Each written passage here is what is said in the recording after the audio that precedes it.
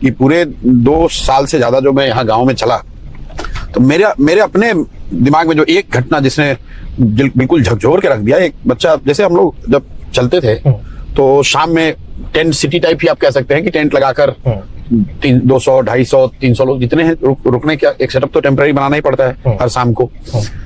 तो उसमें पहले जब हम शुरुआती दिनों में हम लोग खाना जब खाते थे तो ग्रामीण लोग भी वहां पे आ जाते हैं खाना खाने के लिए। उसमें चूंकि गरीबी बहुत है और खाना कुछ विशेष नहीं है, बहुत है तो खिचड़ी खा सकते हैं आप या चावल दाल जो बेसिक बना हुआ है वो लोग खाते थे। एक बच्चे को मैंने देखा खाते हुए और इतनी क्वांटिटी में खा रहा था कि थोड़ा मतलब सरप्राइजिंग लगा।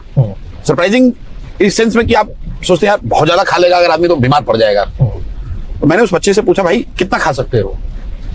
तो बोला सर जितना दीजिएगा उतना खा लेंगे। तो फिर मैंने पूछा कि घर पे भी इतना रोज खाते हो? तो उसने जो बात कही उसके बाद कि सर आज तक ऐसा हुआ ही नहीं कि मेरा पेट भर गया हो और तसली में खाना बचा हुआ।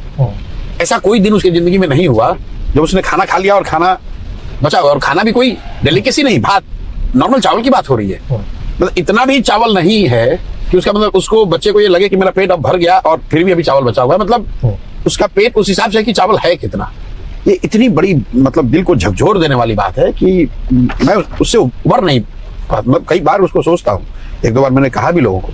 तो ये आंकड़ों का गेम नहीं है। और फिर हम लोग बात करते हैं कि विश्व गुरु बन गए, अरे इतना विकास हो गया। ये दिखाता है कि कितनी बड़ी चुनौती है। मैं ये नहीं कह रहा हूं कि मैं ठीक कर दूंगा या किसी दूसरे ने बिगाड़ दिया है, लेकिन कितनी बड़ी चुनौती है।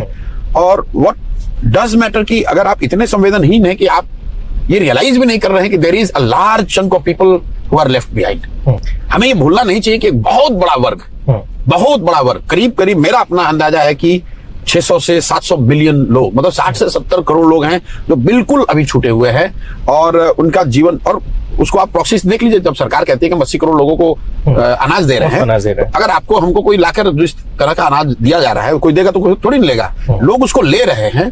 ये दिखाता है कि नीचे उसकी कितनी जरूरत है। पहली बात, मैं ये नहीं समझता हूं कि 80 करोड़ जो लोगों को अनाज दिया जा रहा है सबको जरूरत है, लेकिन उसमें 50-60 करोड़ तो ऐसे जरूर है कि अगर वो उन अनाज से उनके जीवन के जीने पर असर पड़ता है। मैं ये नहीं कहा जा सकता कि अनाज ना मिले तो नहीं जिएंगे, लेकिन असर पड़ता है कि उनके बच्चे भरपेट भोजन कर पा रहे हैं कि नहीं, इसका असर पड़ता है। अगर वो सस्ता अनाज ना मिले या फ्री अनाज ना मिले तो उनके जीवन पर फर्क पड़ता है।